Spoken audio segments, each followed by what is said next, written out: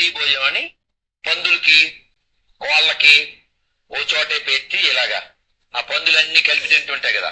కోళ్ళకి నీళ్లు, కోళ్ళకి మేత, పశువులకి మేత ఎలా పెడతారు అలాగా ఇలా పందులన్నిటికీ కలిపి పెద్ద ప్లేట్లో పెడితే పందులు తిన్నట్టుగా మండి భోజనం అని పెడుతుంటారు.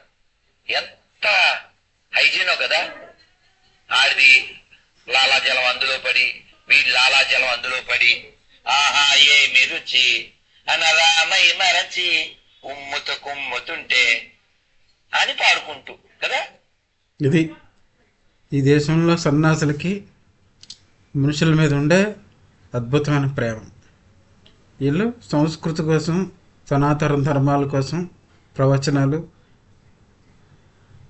బోధనలు చేస్తారు.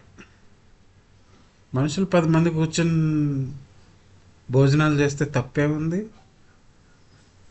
క్రీస్తు శకం 1వ శతాబ్దంలో పల్నాటి బ్రహ్మనాయుడు సహపంక్తి భోజనం అనే వ్యవస్థను తీసుకొచ్చాడు.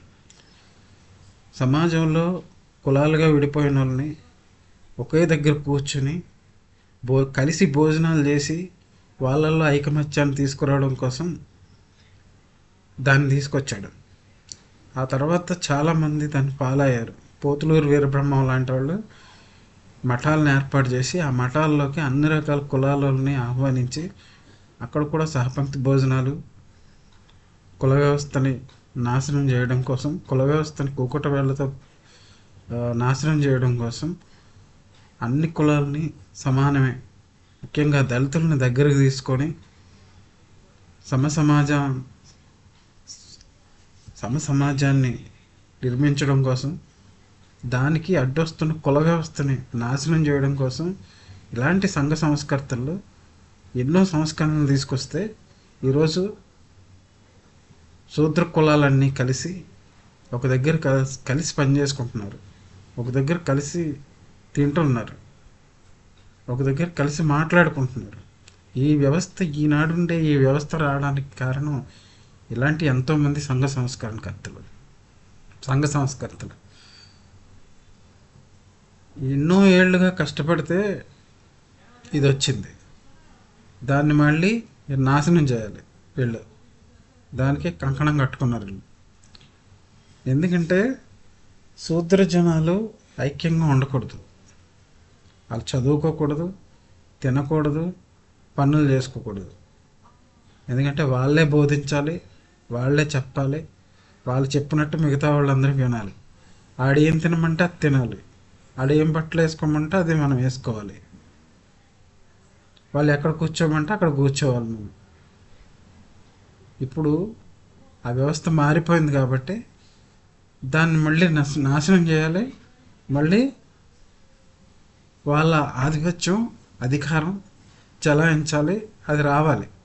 అందుకని ఇలాంటి పనికిమాలను అన్నీ చేసి ప్రజలను మళ్ళీ రెచ్చగొట్టి కులాల్లో చిచ్చుపెట్టి, మతాల్లో చిచ్చుపెట్టి ఎవరికాళ్ళు విడిపోయి నాశనం అయిపోవాలి, ఐకమత్యం లేకుండా పోవాలి,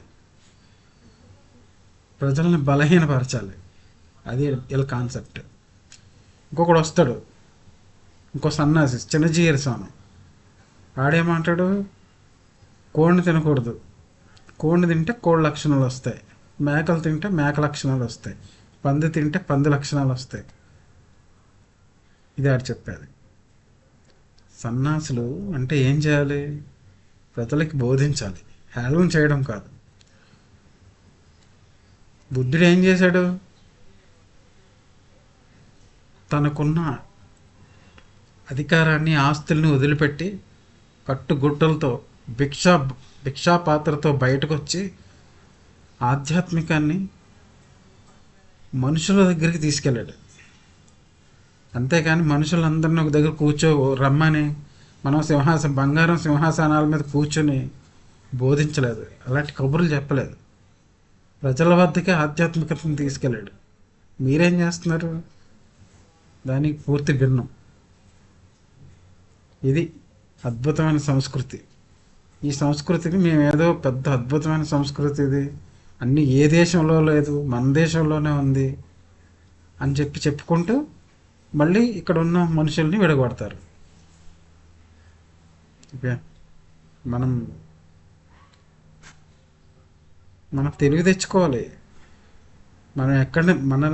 మనం ఎంత కష్టపడి ఈ స్థాయికి వచ్చాము, మళ్ళీ మనల్ని ఎక్కడికి తీసుకెళ్తున్నారు వీళ్ళు అనేది కొంచెం ఆలోచించాలి.